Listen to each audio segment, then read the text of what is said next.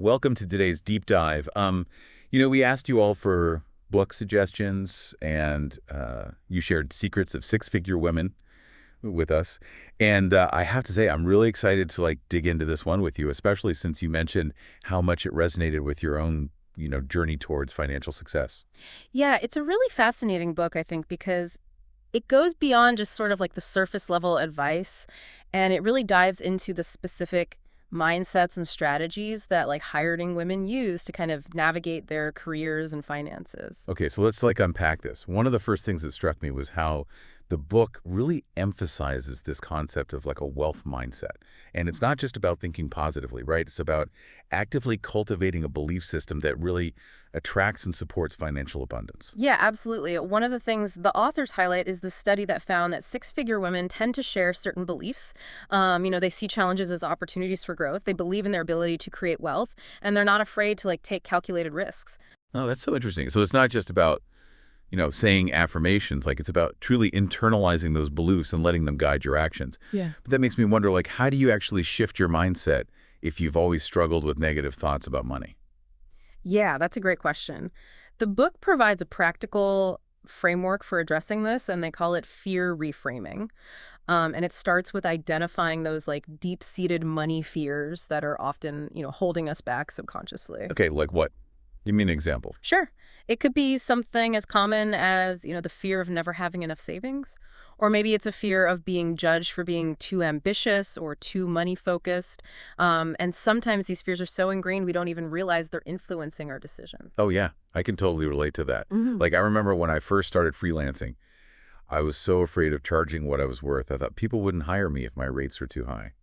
Took me a while to kind of reframe that fear and recognize my own value. So how does the book suggest we tackle these fears? Well, the fear reframing technique involves a three-step process. First, you write down the specific fear. Then you challenge its validity by asking yourself, is this fear based on facts or just assumptions? And finally, you replace the fear with a positive affirmation or a more empowering belief. Wait, so instead of thinking, I'll never be able to afford a down payment on a house, you might shift to, I'm actively learning about real estate investing and creating a plan to achieve my home ownership goals. Exactly. It's about acknowledging the fear but not letting it paralyze you. And the book provides a ton of examples and scripts to help you reframe different types of money fears. That's so helpful. It makes me think about another key theme in the book, which is the power of networking. And it's interesting how the authors emphasize building genuine relationships as a path to financial success. It's not just about collecting business cards at events. Right. The book specifically focuses on what they call strategic relationship building, which is about forming connections with people who can support your career growth and financial goals.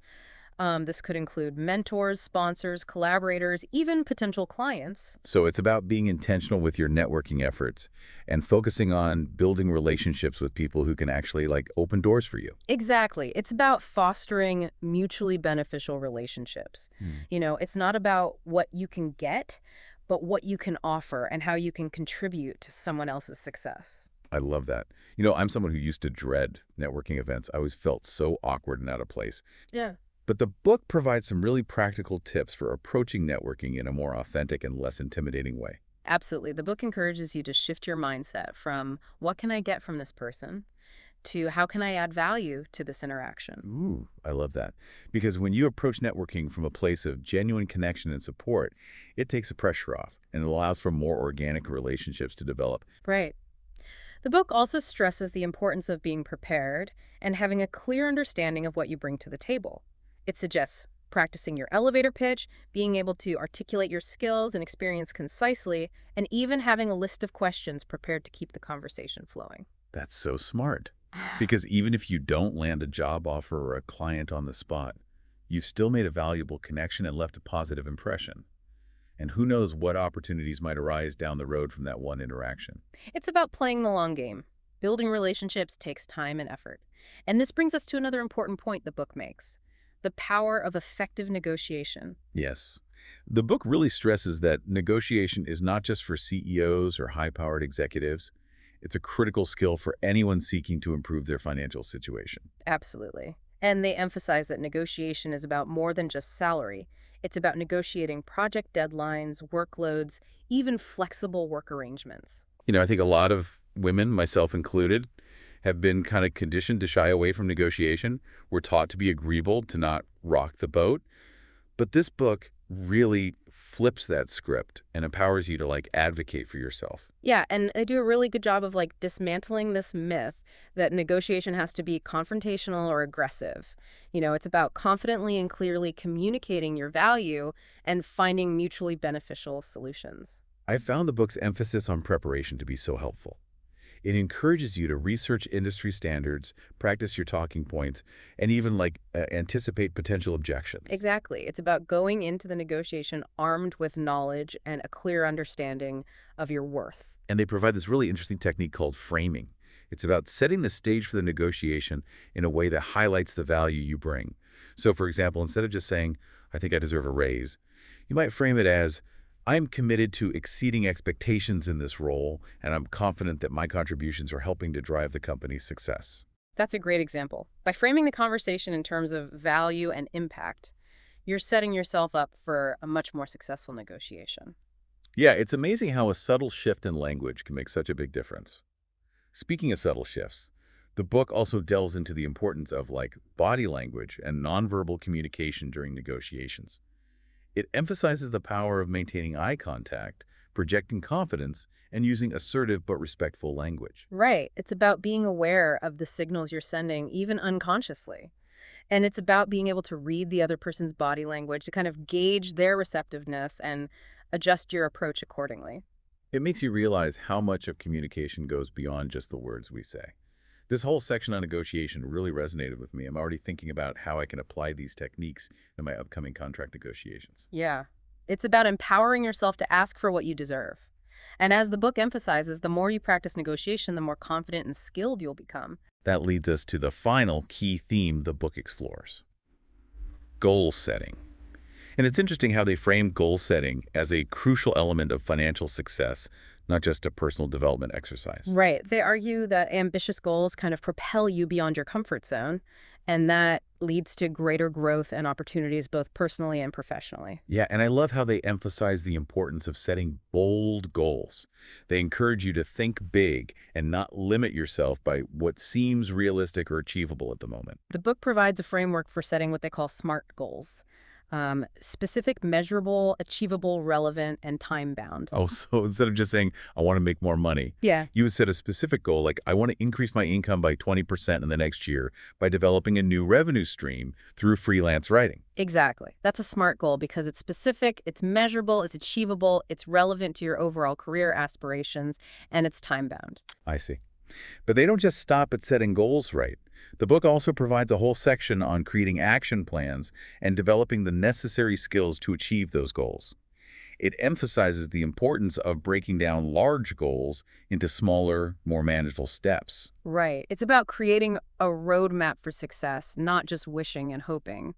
The book also stresses the importance of surrounding yourself with a supportive network of people who will encourage you and hold you accountable. They call this your success squad. Yeah, it's like having your own personal cheerleading squad to help you stay motivated and on track. I think that's such a powerful concept. Yeah. It's not about doing it all alone. It's about leveraging the support of others to help you reach your full potential. Right. And they also talk about the importance of mentorship, Yeah. seeking guidance from people who have already achieved what you aspire to. Yeah, and it also encourages you to celebrate your wins along the way. Yeah. It's so easy to get caught up in the hustle and forget to acknowledge how far you've come. Absolutely. The book really emphasizes the importance of self-care and maintaining a healthy work-life balance, even as you're striving for those ambitious goals. That's such a great point. Yeah. Because financial success is only meaningful if you're also taking care of your well-being and living a fulfilling life. Exactly. It's about creating a holistic vision of success that encompasses not just financial wealth, but also personal fulfillment, strong relationships, and a sense of purpose. I love that. So as we wrap up our deep dive into Secrets of Six-Figure Women, what are some key takeaways that you think will be particularly valuable for our listener? Well, I think the book's emphasis on cultivating a wealth mindset is so crucial. It's about shifting your beliefs about money and recognizing that financial abundance is possible for anyone who's willing to do the work. Yeah, and I was really struck by the book's practical framework for facing and reframing those money fears. It's so empowering to realize that those fears don't have to hold us back. We can actually use them as fuel to propel us forward. Right. And the book's approach to networking negotiation and goal setting is also incredibly valuable. It provides really concrete strategies and techniques that anyone can implement, regardless of their current income or career stage. I think what resonated with me most is the book's overarching message of empowerment. It's about recognizing your worth, advocating for yourself, and taking control of your financial future. It's inspiring to see how many women have achieved financial success by applying these principles. Yeah, it's about realizing that you have the power to create the life you desire. Exactly. So for our listener who's on their own journey toward financial success, what's one action they could take this week inspired by Secrets of Six-Figure Women to put these insights into practice? I would encourage our listener to identify one limiting belief they have about money, and then use the fear reframing technique that we talked about to challenge and reframe it. Even a small shift in mindset can have a huge ripple effect on their financial journey. That's great advice. It's a reminder that even small steps can lead to big changes over time. And who knows, maybe this one action will be the catalyst for our listener to unlock their full financial potential. Thanks for joining us on this deep dive.